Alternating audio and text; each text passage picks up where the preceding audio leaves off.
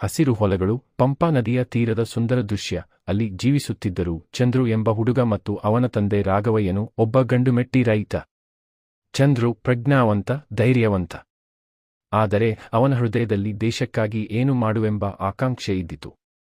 ಒಂದು ದಿನ ಹಂಪಿಯ ಕಡೆಗೆ ಬಾಹ್ಯ ಶಕ್ತಿಗಳ ಆಕ್ರಮಣದ ಸುದ್ದಿ ಹಬ್ಬಿತು.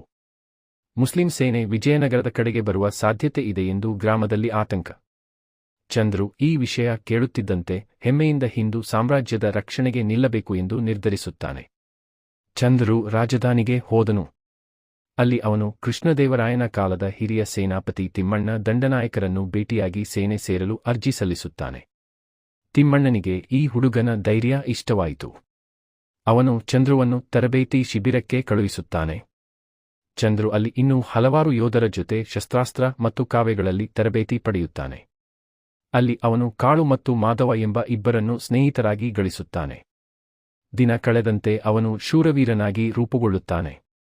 ಅಭ್ಯರ್ಥನೆ ಮಹಮ್ಮದ್ ಬಮನಿ ತನ್ನ ಭಾರೀ ಸೇನೆಯನ್ನು ಹಂಪಿಯ ಮೇಲೆ ಕಳುಹಿಸುತ್ತಾನೆ.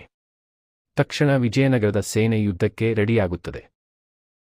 ಚಂದ್ರು, ಕಾಳು ಮತ್ತು ಮಾಧವನು ಮೊದಲು ಯುದ್ಧದಲ್ಲಿ ಪಾಲ್ಗೊಳ್ಳುತ್ತಾರೆ. ರಕ್ತದ ಹೊಳೆಯಲ್ಲೂ ಧರ್ಮದ ಬೆಳಕು ಮರೆಯುವುದಿಲ್ಲ ಎಂಬ ಸಂಕಲ್ಪ.